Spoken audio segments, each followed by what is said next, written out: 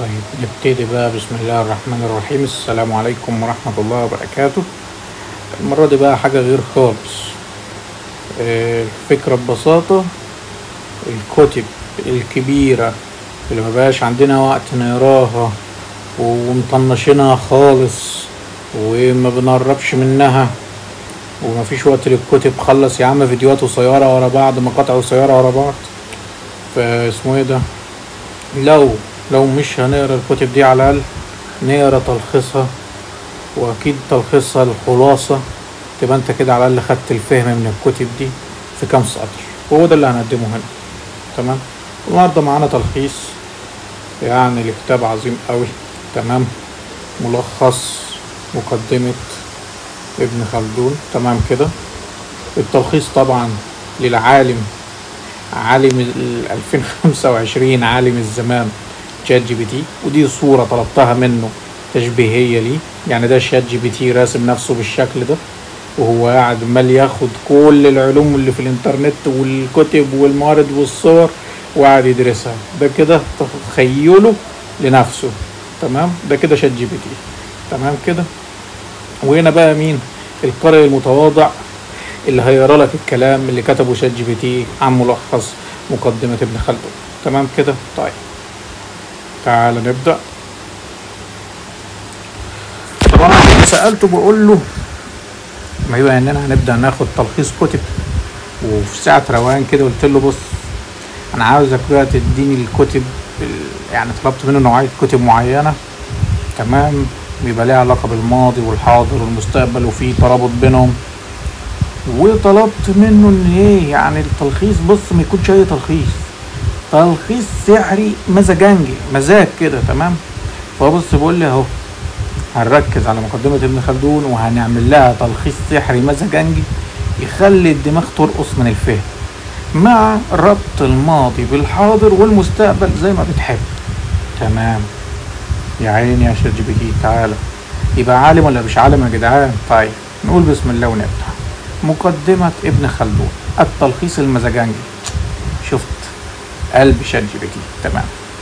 ايه هي المقدمة اصلا؟ يعني في كتير وبالذات في 2025 نتيجة للانحلال الاخلاقي في اعمال كتيرة من مسرحيات لمسلسلات لافلام استخدم الكلمة دي بشكل بذيء واستخدامات خاطئة، صح كده؟ واصبحت الناس بتستخدمها كيسئة. لكن تعال بقى نفهم اصل الكلمة دي. طيب ايه هي مقدمة ابن خلدون؟ ابن خلدون كتب كتاب ضخم اسمه كتاب العبر. كتاب اللي كتاب العبر عن التاريخ. تمام كده. كتب كتاب اسمه كتاب العبر عن التاريخ. لكن قبل الكتاب عمل مقدمة للكتاب بس، انترودكشن يا عم لما تيجي تفتح الكتاب. تمام كده. الانترودكشن او المقدمة دي مش مجرد مقدمة عادية، انترودكشن عادية، لا، دي موسوعة في فلسفة التاريخ، علم الاجتماع، وعلم العمران، قبل ما حد يسمي المسميات دي اصلا. تمام. قبل ما حد يخترع المصطلحات دي عمل ايه؟ سمى فلسفة التاريخ وعلم الاجتماع وعلم العمران في فترته الأول مرة. الأسماء دي ما كانتش موجودة قبل كده. طيب نيجي هنا بيقول لك ايه ابن خلدون؟ بيقول لك، شفت بقى بيقول لك وباللهجة المصرية، مش بقول لك تلخيص مزاجنجي. تعال لو عاوز تفهم التاريخ، ده ابن خلدون اللي بيقول لك، اسمع الله يرحمه، اسمع بقى. لو عاوز تفهم التاريخ لازم تعمل ايه؟ لازم تفهم القوانين اللي بتحكم الحضارات والبشر. عايز تفهم تاريخ؟ ايوه، افهم ليه القوانين اللي بتحكم الحضارات والبشر. طب ليه؟ دي استفهامات تانية. قال لك لان الدنيا مش عشوائية، ليها سنن، ثوابت، تكرار، اسمه ده رصة زي ما بنقول كمان، يعني حاجات عمالة تحصل بتسلسل طوال الوقت وتتعاد. نفضل ماشيين في الاحداث كده ونرجع تاني، وترجع الاحداث تاني ونرجع تاني. تمام. يعني في ثوابت الكون ماشي عليها، ليه السنن. طيب تعال، اهم فكرة عبقرية عنده، كل حضارة بتبدأ قوية.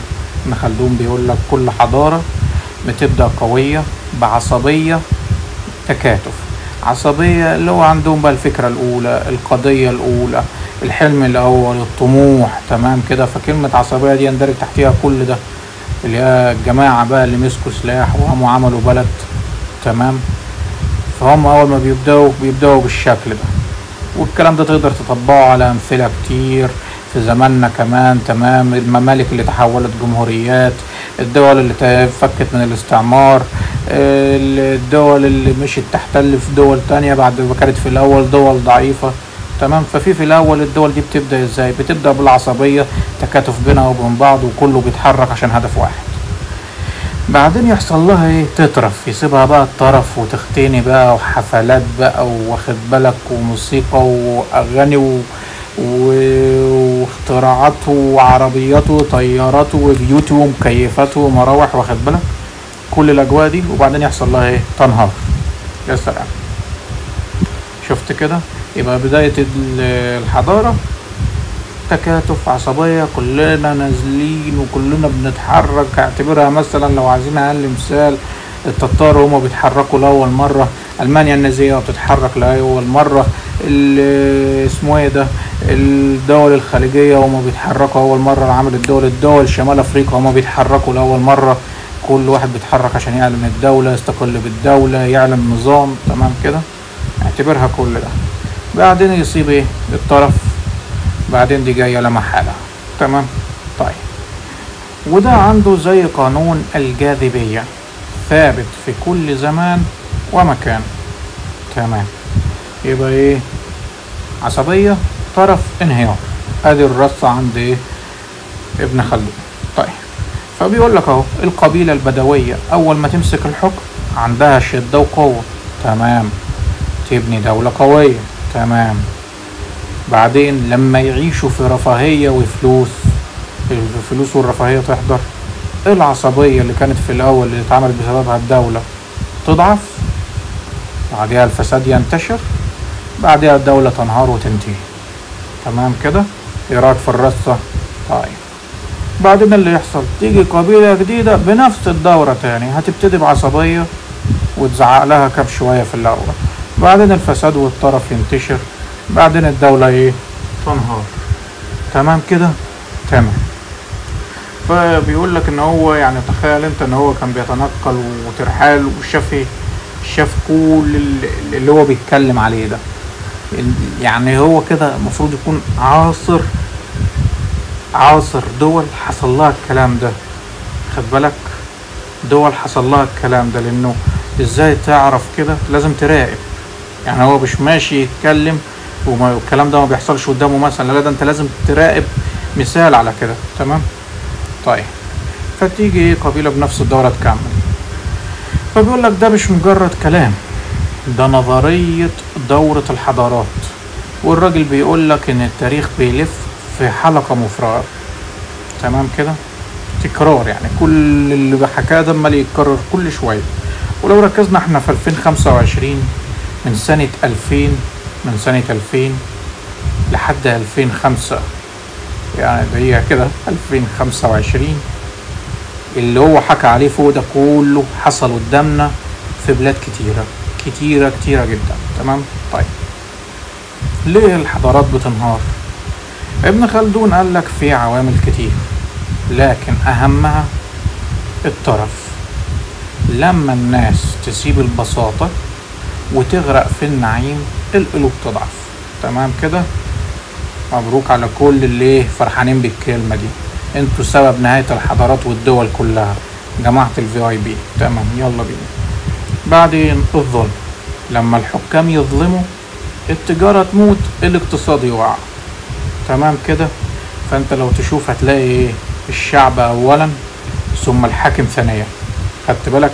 ده الانهيار اهو، تمام. تعال نكمل. الاعتماد على غير النفس، لما الجيش يبقى مرتزقة مش من العصبية الأصلية اللي ابتدت عشانها الدولة، خلاص كده عارف ان هي بتنهار. وجيوش زي كده دي جيوش الدول العظمى، تمام. ومن غير ما نسمي، انتوا عارفين الدول العظمى في زماننا اللي مسمين نفسهم دول عالم اول، جيوشهم عامله ازاي وبيشتغلوا ازاي وموزعينهم في الارض ازاي، بياخدوا ثروات الناس ازاي، بيحركوا فئات ومجموعات تجيب لهم الثروات ازاي. تمام.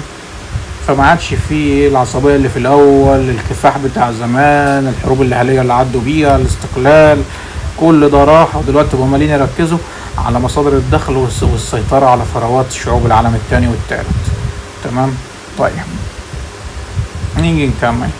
فقدان العصبية يعني فقدان الروح الجماعية اللي بتجمعهم، اللي هم مين؟ اللي هم كل دول، الحاكم والشعب والجيش. الروح الجماعية اللي كانت عندهم في الأول، اللي هم بيقعدوا يقولوا عليه الزمن الجميل. شفت كلمة الزمن الجميل دي؟ الشيء اللي كان بيجمعهم خلاص بينتهي. الشيء اللي خلاهم عملوا الجمهورية، عملوا المملكة، الإمارة، الإمبراطورية، انتهى. وكل واحد نفسي، وكل واحد ملكش دعوة، حياتي أنا مع نفسي، ملكش دعوة. تمام كده. فرق تسد، فرق تسد، فرق تسد، توصل لدرجة إن بين الجار والجار. تمام كده. بين العيلة وأفرادها. تمام. طيب نكمل. فبيقول لك إيه هي العصبية اللي هو مالي يتكلم عليها، اللي بتبتدي بيها الدول. ده المصطلح الذهبي عند ابن خلدون. يقول لك ان العصبية بتساوي التكاتف. تمام كده. كلهم مع بعض، زائد الايمان بقضية، عندهم قضية، كلهم مستعدين يموتوا عشان القضية دي، ايه؟ التضحية. تمام. فدي القوة اللي بتخلي مجموعة صغيرة تهزم امبراطورية. لو راحت العصبية راحت الدولة. وهو قال لك بتروح مع الوقت. ايه اللي بيخلي العصبية تروح؟ طرف. تمام. وتخيل ابن خلدون يعني بيتكلم في فترة بعيدة عننا. يا ترى كان طرف ايه اللي موجود في زمنه؟ ايه الطرف اللي كان موجود في زمن ابن خلدون يخليه يقول الكلام ده؟ امال لو جه شاف الطرف اللي عندنا النهارده يقول ايه؟ طيب. فطرف بعدين انهيار على طول. تمام. نكمل. العمران عند ابن خلدون.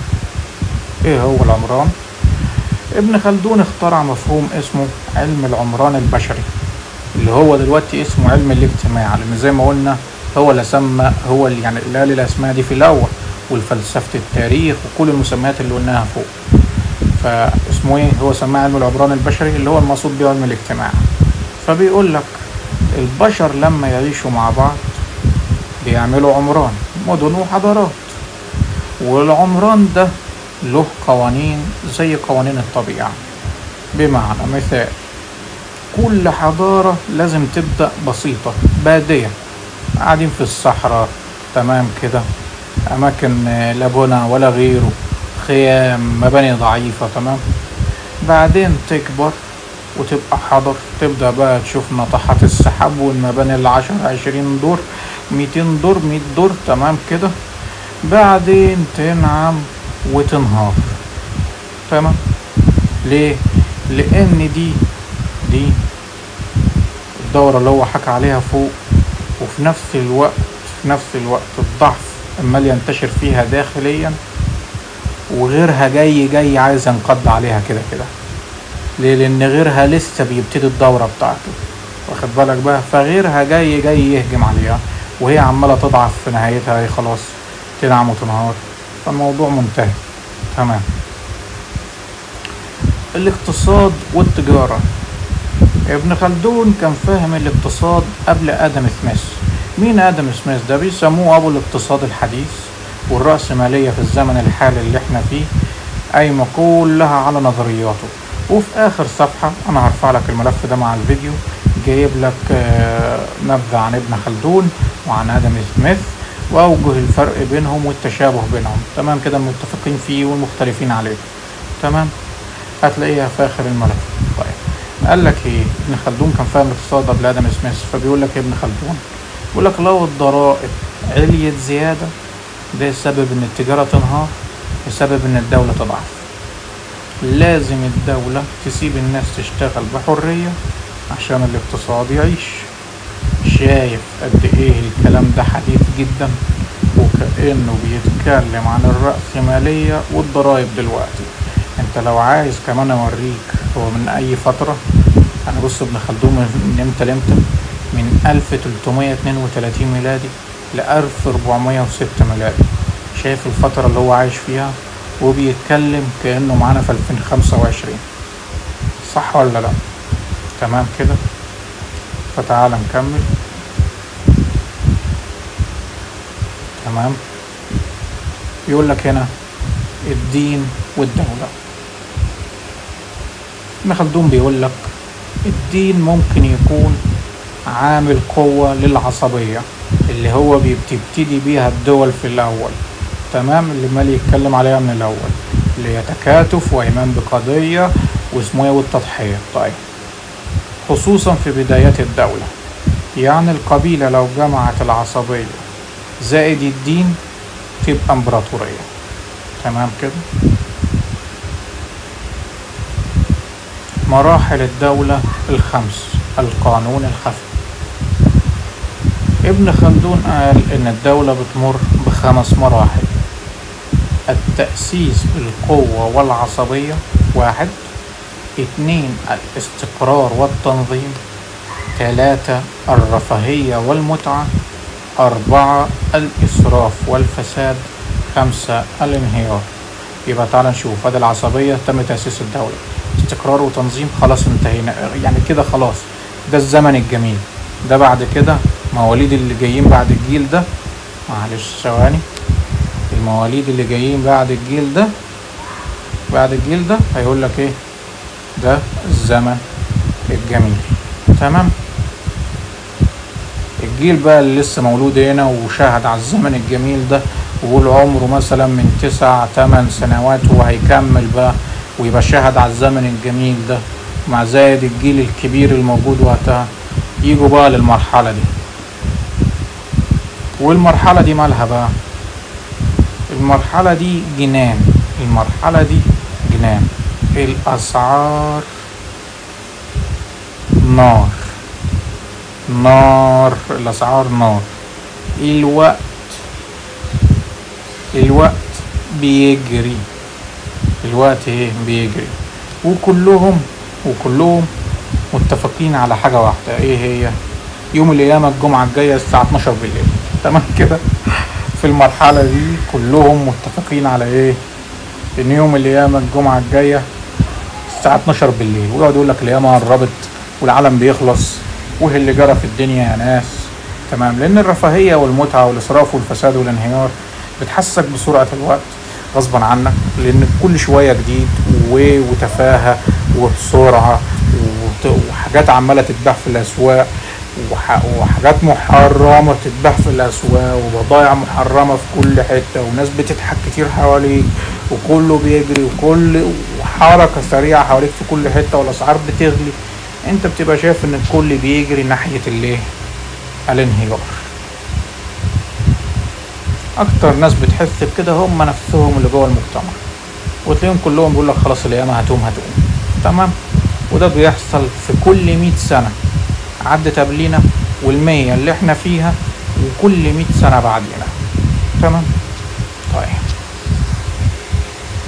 تعالى نكمل. هو بيقول لك دي زي لعبة جراند سايكل. تمام كده. دايرة كبيرة، يعني حلقة كبيرة. كل امبراطورية في التاريخ عاشت السيناريو اللي فوق ده، من العباسيين للمغول للرومان وحتى امريكا النهارده. ولو تابعت امريكا كويس او النهارده هتشهد بنفسك على الكلام ده، لو انت متابع سياسه واخبار بدون ما نخوض في كلام سياسه أو. طيب الفكره هو معرفش يكتبها هنا المزاجنجيه. تمام. لان احنا قلنا له في البدايه يكتب لنا ملخص مزاجنجي كده، يعني عايزين نتمزمج كده بالتلخيص. فبيقول لك الفكره المزاجنجيه ايه بقى؟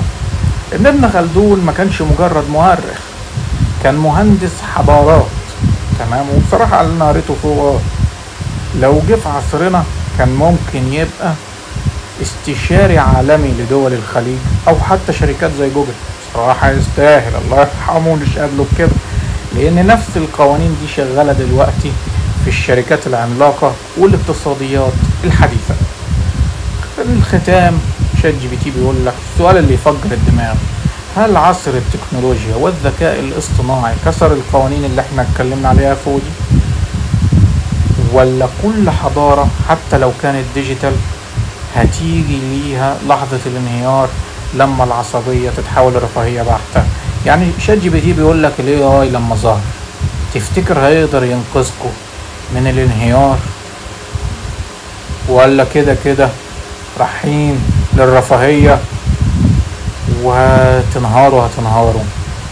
فده سؤال شات جي بي تي ليكم. بيقول المرة دي انتوا معاكوا اي اي ذكاء اصطناعي هينقذكم من الحلقة اللي عمالين تلفوا فيها دي، ولا الذكاء الاصطناعي هينجو بيكوا وتقدروا تكملوا مئات السنين؟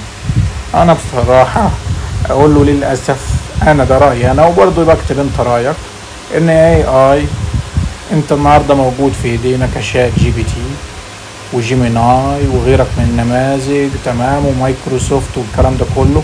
معلش، كشات جي بي تي موجود في ايدينا كآلة نصية بنكلمها بترد علينا بالنصوص، لكن الاي اي بشكل عام دخل في صناعة السلاح، تمام كده، والاستخبارات والاعلام والتوجيه، وبقى استخدامه يعني قاتل لدرجة ان احنا بنشوفه في حروب شغالة بتاريخ اليوم في دول مجاورة لينا، في دول في اوروبا، في دول في شرق الارض، في غرب الارض. الحروب الاسلحة موضوع فيها اي اي، وبيقول لك ما شاء الله على الاداء والسرعة والدقة والتصويب، لدرجة ان في دول بتتكلم انها تسلم الذكاء الاصطناعي اي اي مفاتيح الاسلحة النووية، تمام كده، انه لو الدولة تعرضت لهجوم نووي الاي اي معاه مباشرة يتأكد في ثواني ويرد بالمثل في اقل من ثانية بهجوم نووي على الدولة بتاعتها. فهل الاي اي يحمينا من الانهيار بعد الرفاهية اللي وصلنا ليها؟ رأيي انا لا. قول لنا رأيك في التعليقات، وهحط لك بقى الملف ده كده نرفعه لكم على ممكن جوجل درايف، اي لينك قابل انك تنزل الملف منه لو عايز تحتفظ بيه عندك. اخر الملف موفر لك فيه رد شات جي بي تي عن تلخيص بين ابن خلدون وادم سميث اللي هو ابو الاقتصاد الحديث. يعني هتلاقينا بيتكلم عن الحاجه المشتركه بينهم، وفوق ميلادهم تاريخهم عملوا ايه، تمام. فبيقول لك ان الاثنين شايفين ان العمل اساس الثوره، الاثنين بيحبوا القوانين الطبيعيه في المجتمع والاقتصاد. الفرق ابن خلدون ركز على التاريخ والاجتماع والدوله، ادم سميث ركز على الاقتصاد والسوق الحر. اقرا انت الكلام ده هنا، تمام، نشأتهم، انجازاتهم، كتابهم، عملوا ايه، انجزوا ايه، تمام. وبس كده، هي دي اللي احنا هنبقى بنعمله من دلوقتي. هنخلي العالم شات جي بي تي يلخص لنا الكتب اللي ما فكرناش نقراها قبل كده، تمام.